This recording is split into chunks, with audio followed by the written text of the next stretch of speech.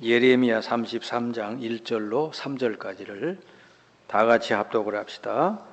예레미야가 아직 시위대 뜰에 갇혀 있을 때에 여호와의 말씀이 그에게 두 번째로 임하니라. 이르시되 이를 행하시는 여호와, 그것을 만들며 성취하시는 여호와, 그의 이름을 여호와라 하는 이가 이와 같이 이르시도다.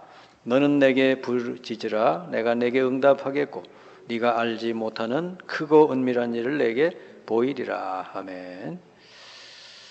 오늘은 기도의 비밀 누림, 그런 제목인데요. 하나님께서 우리에게 구원 다음으로 주신 축복이 기도의 축복이에요. 기도는 그야말로 안 될 일이 없죠, 하나도.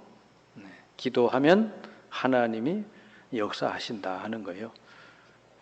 그래서 오히려 우리가 이렇게 자유롭게 많은 일을 할 때보다도 아무 일도 하지 못할 때, 그때 우리가 기도하면 하나님은 더 큰 일을 행하시겠다. 오늘 예레미야에게 그런 말씀 주셨죠. 예레미야가 감옥에 갇혀서 아무것도 할 수 없을 때 우리 하나님께서는 너는 내게 부르짖으라.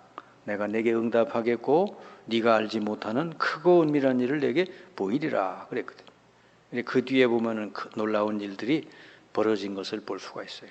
이스라엘이 회복이 되고 하는. 그래서 이 기도의 비밀, 기도할 때 어떤 일이 일어나고 기도의 능력이 얼마나 큰지, 이거를 우리가 정말로 안다면 날마다 기도하겠죠.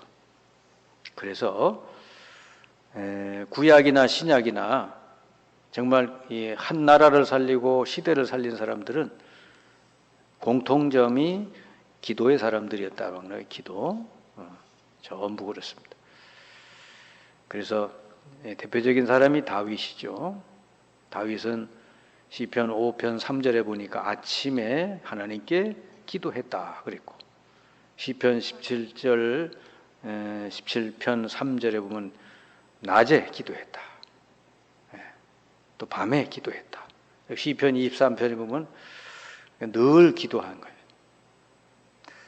그러니까 다윗이 그 한 나라를 살리고 또 왕이 돼서는 이 성전을 짓도록 해서 정말 하나님께 큰 영광 돌리는 그런 왕이 됐잖아요.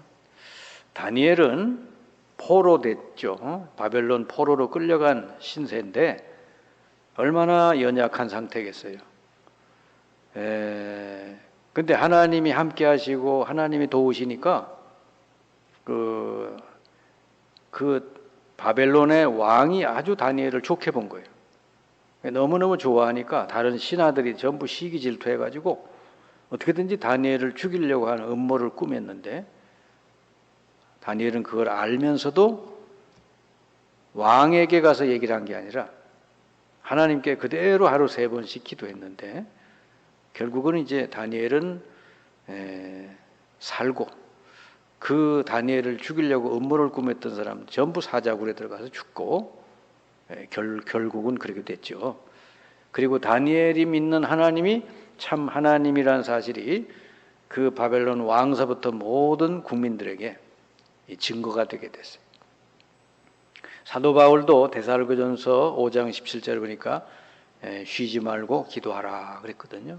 본인이 그렇게 기도 생활을 했기 때문에 기도하란 말한 것이죠. 쉬지 말고 기도해라. 하나님께서는 24시간 우리와 함께 하시고 응답하시기 때문에 그렇습니다. 히브리서 11장에 거기 많은 믿음의 사람들이 나오는데 그 사람들 똑같아요. 전부 이렇게 하나님이 약속의 말씀 붙들고 기도해서 응답받고 또 이랬던 사람들이죠. 로마서 16장에 바울과 함께 로마를 복음한 사람들, 그 사람들 전부 다 기도의 사람들이었어요. 그래서 여러분들도 이 기도의 축복을 놓치지 말아야 됩니다. 이거는 누구나 할 수 있는 거예요. 병원에 누워 있어도 할 수 있는 게 기도잖아요.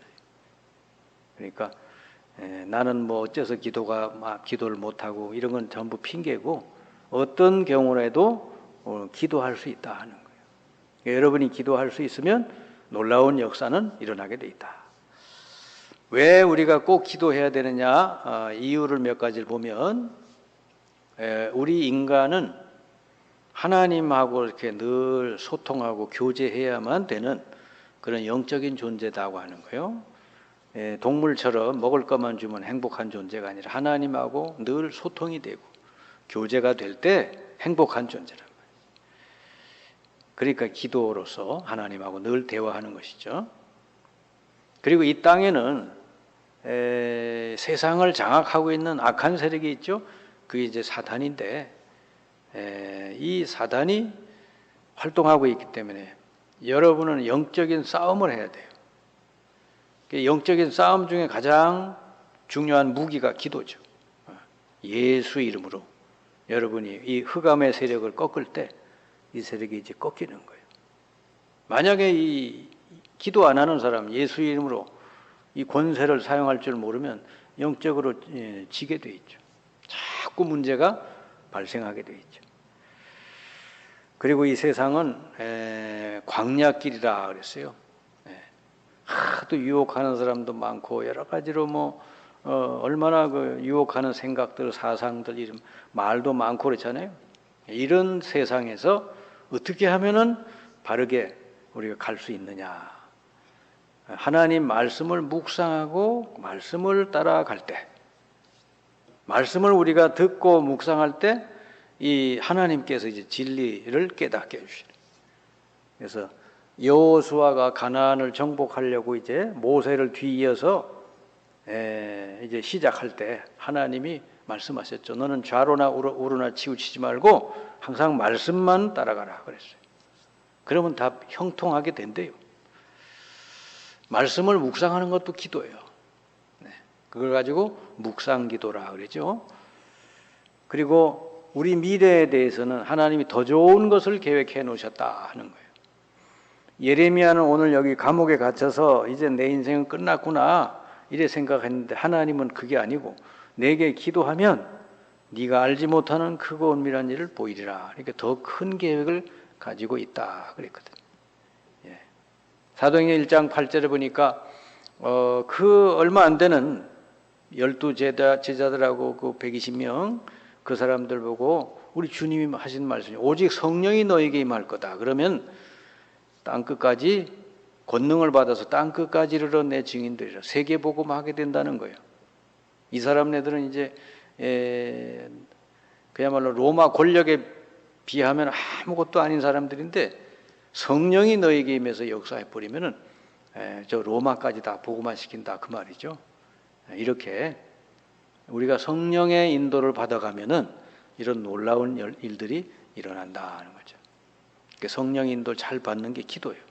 초대교회는 그래서 마가다락방에 모여서 말씀 붙들고 기도했죠. 기도는 반드시 응답되기 때문에 기도해야 되는 거예요. 그래서 여러분이 뭐 짧게 하든 길게 하든 순간순간 하든 앉아서 하든 걸어가면서 하든 누워서 하든 여러분이 예수님의 이름으로 기도할 때 놀라운 역사가 일어나는 거예요. 반드시. 그래서 영적인 과학이다 그랬죠. 그래서 여러분 응답이라고 하는 거는 이미 여러분 기도 시작하면 하나님의 응답을 시작하는 거예요. 근데 눈에 보이게 응답 오는 건 이제 하나님 시간표를 따라 오게 되는 거죠. 어떤 거는 한참 뒤에, 어떤 것은 또 금방 이렇게 오게 되죠. 하나님 자녀가 기도할 때 어떤 일이 일어납니까? 이건 과학이에요. 반드시 일어나는 일입니다. 성령께서 눈에 안 보이게 역사하시고 일하신다 그 말이죠. 성령은 눈에 안 보이잖아요. 영이니까. 마귀도 눈에 안 보이듯이 성령도 눈에 안 보이게 기도할 때 예수 이름으로 기도할 때 성령이 역사하셔서 그래서 무슨 일이 벌어져요? 사도행전 2장 1절부터 47절까지 세계복음화의 문이 열리고 말씀이 성취되게 하시고 제자들이 세워지고 막 그러죠. 이런 일들이 막 벌어져요. 그리고 복음을 전할 때 막 능력이 나타나고 사람이 구원받고 치유되고 이런 일이 벌어져요. 그리고 병든 자를 위해서 기도하면 치유되고 이런단 말이에요. 그래서 예수님의 이름으로 기도할 때 반드시 성령이 역사하신다는 것. 두 번째로는 뭐죠? 성령께서 역사하실 때는 반드시 심부름 노릇을 하는 이 천사들을 보내서 일하신단 말이죠. 이 천사들은 믿는 자, 그러니까 하나님의 자녀를 돕는 영이기 때문에 자녀가 하나님께 기도하면은 반드시 천사를 보내서 그 기도를 들으시고 또 응답하신다 하는 거예요. 계시록 8장 3절 5절에 잘 나와 있죠. 성도들이 기도하는 거 다 받아서 하나님께로 올려 보내드리고 또 하나님이 주시는 응답을 가지고 이 땅에 내려오는 이런 역할을 천사들이 한다 그랬어요.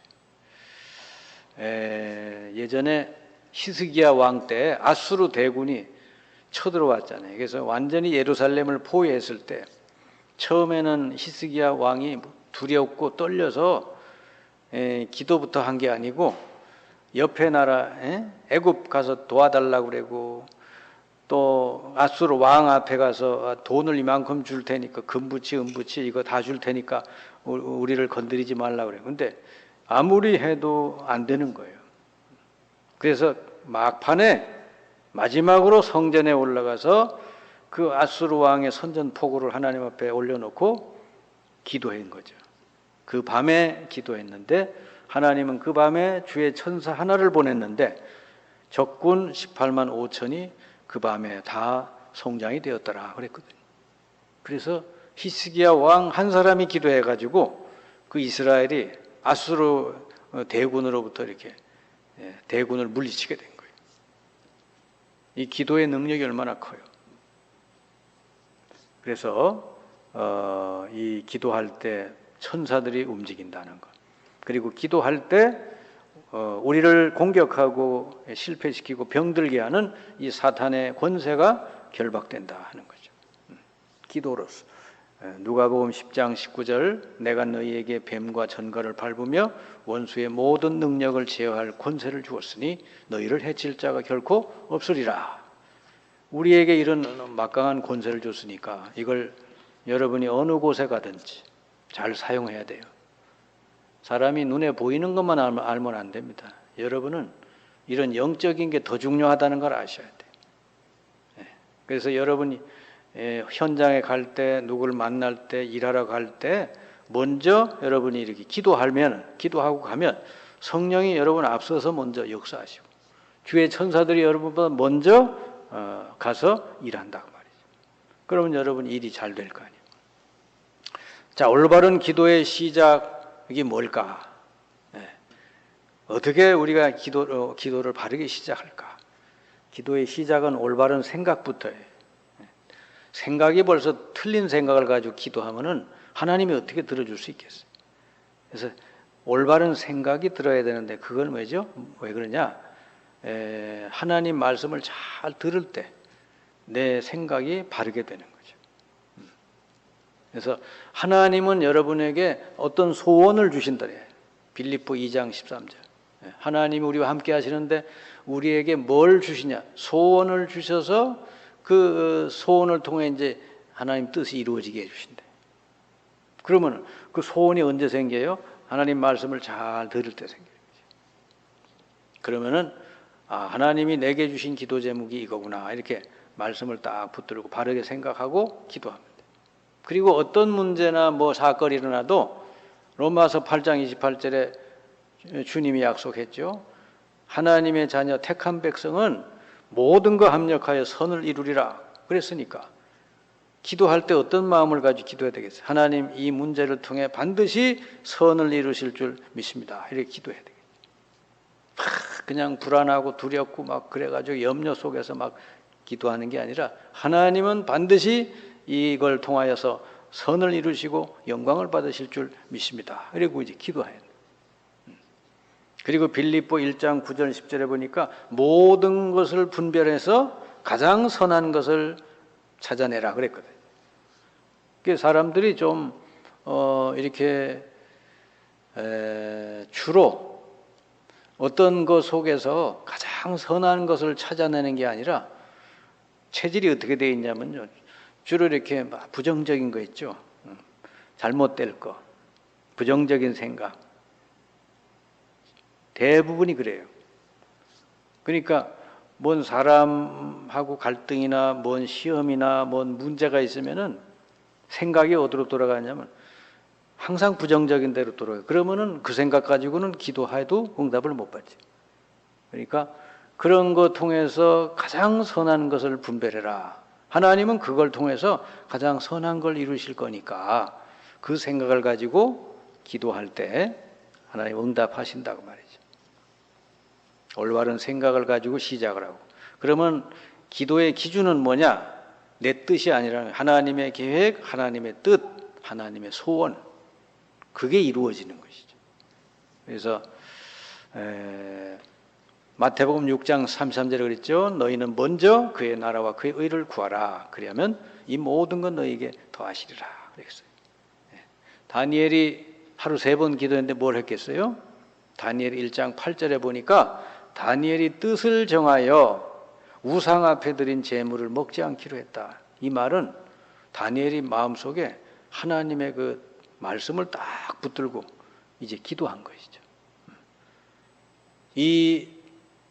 우리 백성이 이스라엘이 우상 숭배하다가 이렇게 바벨론 땅에 왔는데 이스라엘이 해방될 뿐 아니라 바벨론 땅도 이제 복음을 듣게 해달라고 그렇게 기도했겠죠. 그러니까 하나님이 그 기도를 응답하시는 것입니다. 그래서 기도의 내용은 뭘까? 이렇게 하나님의 뜻을 가지고 기도하되 우리가 늘 기도할 내용은 사도행전 1장 1절, 3절, 8절 그렇죠?